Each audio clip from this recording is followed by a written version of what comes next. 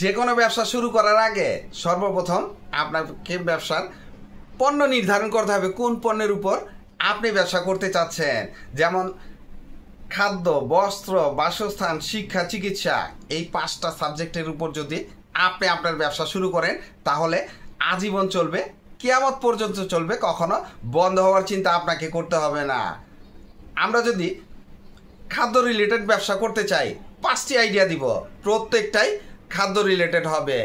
আর এই খাদ্য রিলেটেড ব্যবসার মধ্যেও আপনার ভাগ ভাগ আছে, কোন ব্যবসাগুলা সবচাইতে রানিং ওই ব্যবসাগুলা আপনাকে করতে হবে। যেমন বর্তমানে ট্রেন্ডিংয়ে আছে বিরিয়ানির ব্যবসা, বিরিয়ানি হাউস আপনি করলে এই ব্যবসা কখনো বন্ধ হবে না, খুবই রানিং ব্যবসা, খুবই লাভজনক ব্যবসা। তবে বিরিয়ানির ব্যবসা করার আগে সর্বপ্রথম মাথায় আনতে হবে কোন জায়গায় করতে হবে। স্থান নির্ধারণ খুবই গুরুত্বপূর্ণ বিষয়। আগে স্থান নির্ধারণ করবেন, যেমন ক্রাউড এরিয়া, সবচাইতে ব্যস্ততম এলাকায় যদি আপনি বিরিয়ানির ব্যবসা করতে পারেন তাহলে এই ব্যবসাটা খুব ভালো চলবে। এরপরে শুরুটা আপনি কী টাইপের বিরিয়ানি দিয়ে করবেন এই সাবজেক্টটা নির্ধারণ করবেন, কারণ আপনার কাছে যদি পুঁজি কম থাকে আর আপনি ব্যবসা বোঝার আগেই এই ব্যবসাটা বড় আকারে করবেন না, তাহলে যেহেতু শুরুটা শুরু থেকে করবেন তাহলে একটা আইটেম দিয়ে করেন। যদি তেহারি দিয়ে করতে চান তাও করতে পারবেন, কাচ্চি বিরিয়ানি দিয়ে করতে চাইলে তাও পারবেন, চিকেন বিরিয়ানি দিয়ে করতে চাইলে তাও পারবেন। সেটা আপনার উপর নির্ভর করে কোনটা আপনি রিল্যাক্স ফিল করবেন সেই ব্যবসাটা দিয়ে আপনি শুরু করবেন। এরপরে আস্তে আস্তে আস্তে আস্তে স্টেপ বাই স্টেপ একটা একটা করে বাড়াবেন, কাস্টমার বাড়বে, আইটেম বাড়বে, আপনার দোকান জমতে থাকবে। তাহলে আপনি যদি একটা আইটেম দিয়ে ব্যবসা শুরু করেন আপনার 20 থেকে 50,000 টাকা পুঁজি। এই জন্যই বললাম যে 20 থেকে 50,000 টাকা। আপনি ব্যবসাটা ফুটপাতে ভ্যানের উপরে করবেন না ফুডকার্ট নিয়ে করবেন নাকি একটা দোকান ভাড়া নিয়ে করবেন সেটা আপনার উপর নির্ভর করে, এই জন্য পুঁজিটাও কম বেশি হতে পারে। তাহলে আপনি এই ব্যবসাটা নিশ্চিন্তে নির্বিঘ্নে করতে পারেন। আর রান্নার হাত যদি ভালো হয় বাবুর্চির কোনো প্রয়োজন হবে না, আপনি নিজেই রান্না করে শুরু করতে পারেন এই স্বপ্নের বিরিয়ানির ব্যবসা। প্রফিট মার্জিন খুব ভালো থাকবে, উল্লেখ করলাম না, কারণ আমি বলবো 120 টাকা প্লেট বিক্রি করেন, আপনি বিক্রি করলেন 150 টাকা। আমি যদি বলি 150 টাকা বিক্রি করেন, বিক্রি করবেন 100 টাকা, তাহলে আপনার প্রফিট মার্জিন আপনি ব্যবসা করে বের করে নেবেন।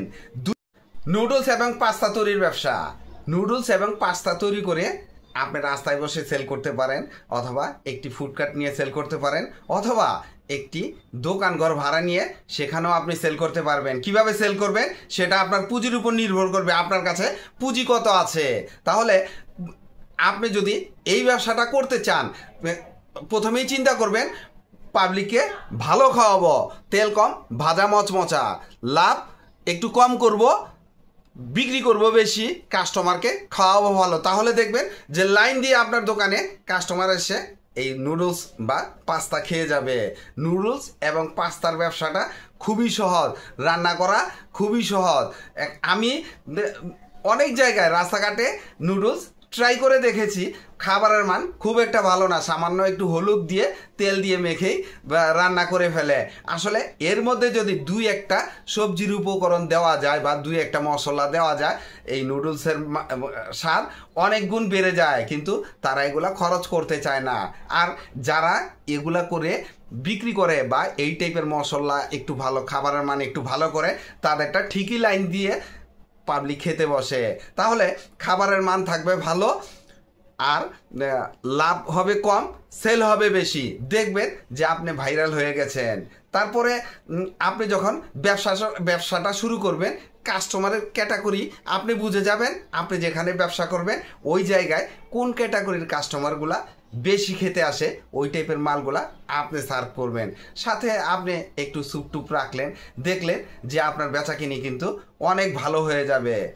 3 নম্বরে থাকবে পিঠা তৈরির ব্যবসা। পিঠা একটি ফুডকার্ট নিলেন বা ফুটপাতে বসে বা দোকান ঘরেও এই পিঠা তৈরির ব্যবসা আপনি করতে পারেন। তবে কি টাইপের পিঠার ব্যবসা করবেন, পিঠার আইটেমের কোনো শেষ নাই। আর এক টাইপের পিঠা আপনাকে বিক্রি করা লাগবে না। যেমন ধরেন আপনি যদি পাটিসাপটার সিজনে পাটিসাপটা পিঠা বিক্রি করেন, তেলের পিঠা বিক্রি করলেন, তারপরে চিতই পিঠা, দুধ চিতই পিঠা, শীতের কিছু পিঠা আছে, ডিমের পিঠা, বিভিন্ন আইটেমের পিঠা আছে।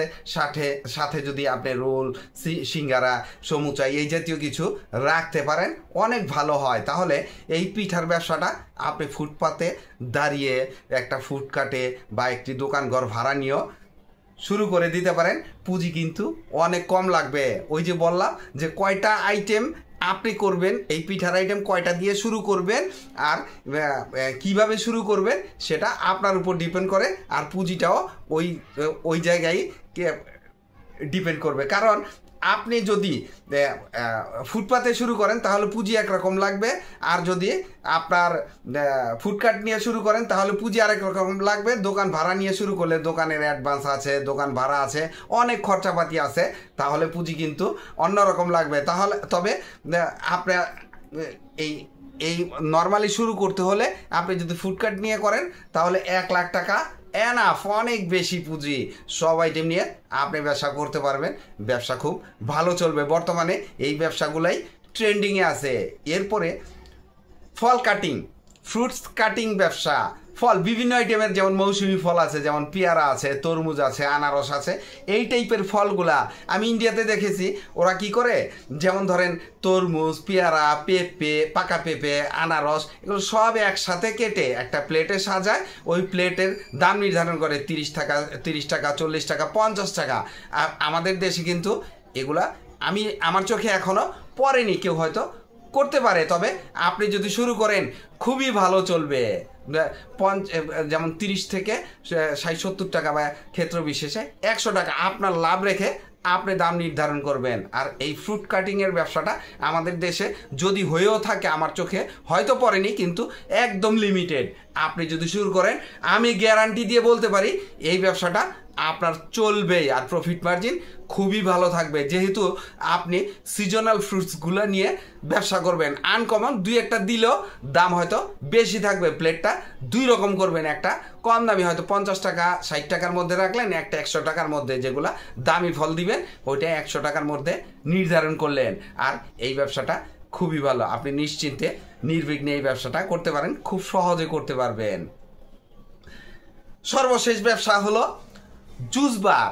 আপনি সিজনাল ফল দিয়ে জুস তৈরির ব্যবসা করতে পারেন।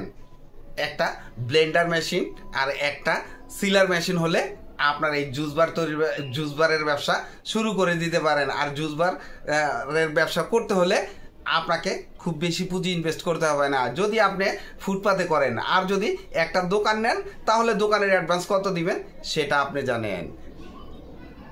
5টা আইডিয়া দিয়েছে, প্রত্যেকটা আইডিয়াই খুবই ইউনিক। আপনি নিশ্চিন্তে নির্বিঘ্নে যে কোনো একটা শুরু করে দিতে পারেন। ভিডিওটি ভালো লাগলে লাইক, কমেন্ট, শেয়ার দিয়ে পাশে থাকবেন, চ্যানেলটি সাবস্ক্রাইব করবেন এবং পাশে থাকা বেল আইকনটি প্রেস করে দিয়েন যেন পরবর্তী নতুন কোনো বিজনেস আইডিয়া আপলোড দেওয়ার সাথে সাথে আপনার মোবাইলে সর্বপ্রথম নোটিফিকেশন চলে যায়। আজকে এই পর্যন্তই। আসসালামু আলাইকুম।